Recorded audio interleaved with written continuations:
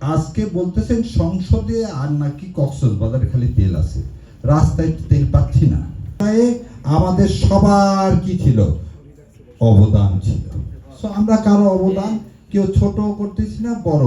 এই যে ভাইটা আছে, ও জুলাই, তাহলে কি ও কি ওই পার্টি করতে হবে না? জুলাই মানে হচ্ছে আজাদ। আপনি ভারতীয় আধিপত্যবাদ মেনে নিছেন কি নেননি সেটা আগে পরিষ্কার করেন। যারা আজকে এই বর্গাদারি করতেছে জুলাই, তারা কিন্তু এই ভারতীয় আধিপত্যবাদের বিরুদ্ধে কোনো শক্ত অবস্থান আল্লাহর ওয়াস্তে দেখলাম না। যদি হতো তাহলে এই জালিম রাষ্ট্রপতির যেদিন অপসারণ চাওয়া হয়েছিল সেদিন তাহলে তার সমর্থন করত। তারা রাষ্ট্র ক্ষমতায় তাদেরকে বসানো হলো সরকার যাতে ঠিক মতো চলে সেটা দেখার জন্য।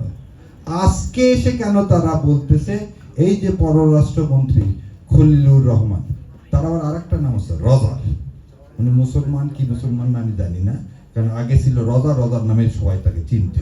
হঠাৎ করে উনি খলিলুর রহমান হয়ে আমাদের এখানে আবির্ভূত হলেন। উনি ডিসিএসপি সভাপতি লটারি করে নাকি করা হওয়ার কথা।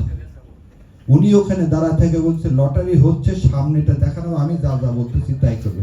এটা আমার বক্তব্য না, এটা আমার বক্তব্য না। এটা কার বক্তব্য? সেই সময় আসিফ মাহমুদের বক্তব্য। এবং সেই বক্তব্যটা তিনি দিচ্ছেন এখন।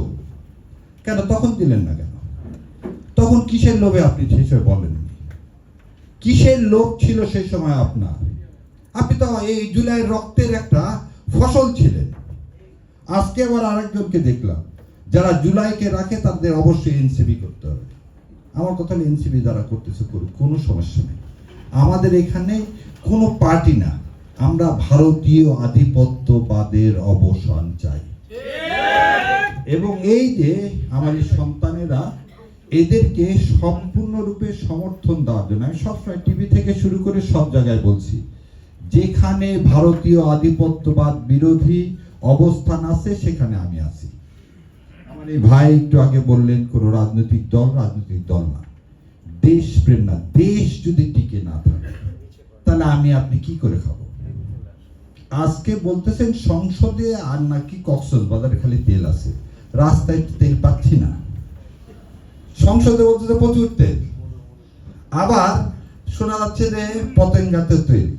দুটো কথাই সত্যি, কারণ আপনি তো চুক্তি করে আসছেন তেল বাংলাদেশে আসবে, এই তেল প্রথমে যাবে সেভেন সিস্টারে, তারপর বাংলাদেশ পাবে। জানেন বললো না যে পাইপলাইন করে দেওয়া আছে, পাইপলাইন আছে আসাম থেকে। আসামে তো কোনো তেলের ডিপো নাই, তেলের কি নাই, রিফাইনারিও নাই। রিফাইনারি আছে উড়িষ্যাতে।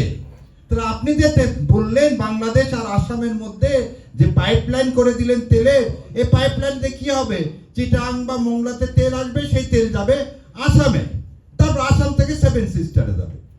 তাহলে এটা দয়া করে বিদ্যুৎ মন্ত্রী বলেন না কেন, হ্যাঁ তেল আছে, কিন্তু সে তেল আমার জন্য না।